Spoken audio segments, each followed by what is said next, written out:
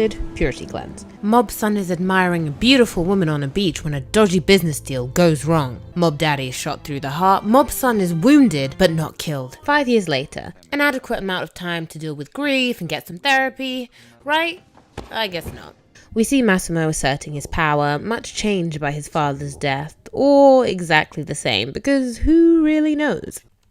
The girl on the beach, Laura, returns to her apartment hoping for some romance with her boyfriend, but he'd rather be a couch potato, so she takes matters into her own hands.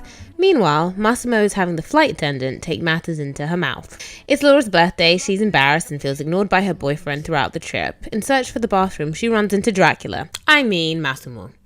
Are you lost, baby girl?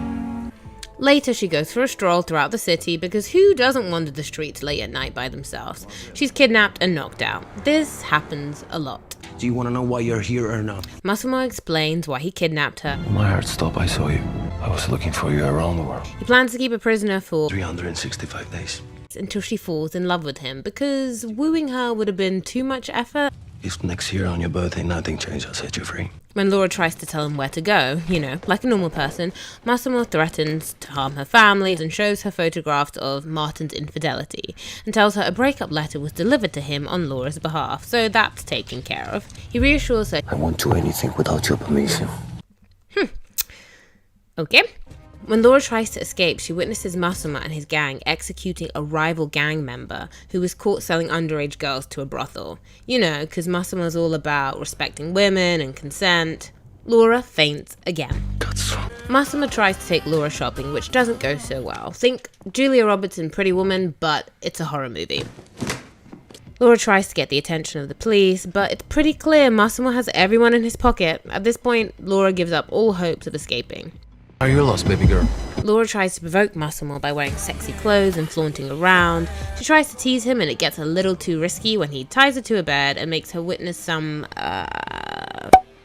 because apparently that will help her fall in love with him. You know how the love languages go. Words of affirmation, gift giving, bondage. When Laura flirts with a rival mafia guy, all hell breaks loose. He gropes her, Laura fights.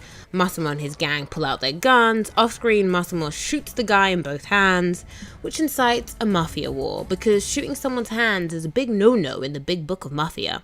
Mario tells Massimo to get rid of Laura, he says no. Laura tries to apologize, Massimo blames her. They start to fight, she falls off the boat, because arguments cause women to lose their balance.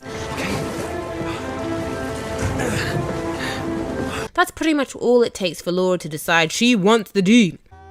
Then they spend the next couple of hours indisposed, sexy dance, because what would a movie be without one? In walks Anna, who insists she is Massimo's true love and will kill Laura.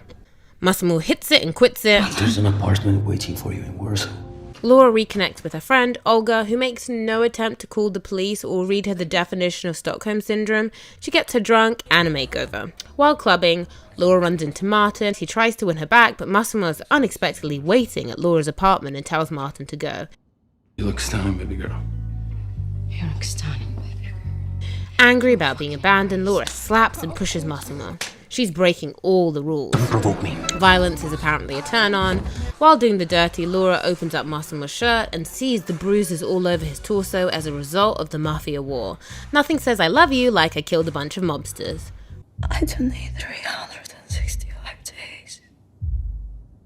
Because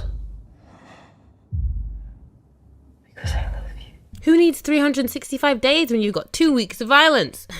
The following morning, Laura awakes to find a ring on her finger. Surprise! More shopping, because that's the only quality time they've ever spent together. Back in Italy, Mario informs Massimo of rising tensions while they've been in Poland. Don't you hate it when the second you're on vacation, work calls in with a problem? Laura confesses to Olga that she's pregnant, who urges her to call Massimo right away. Meanwhile, Mario receives a call from an informant that the rival mafia family is about to kill Laura. Laura's car enters the tunnel but does not come out the other side. Mario rushes to find Massimo, just as his call gets cut off from Laura. Realizing what just happened, Massimo breaks down. It's okay. A police car is blaring at the entrance of the tunnel. Did I mention the soundtrack?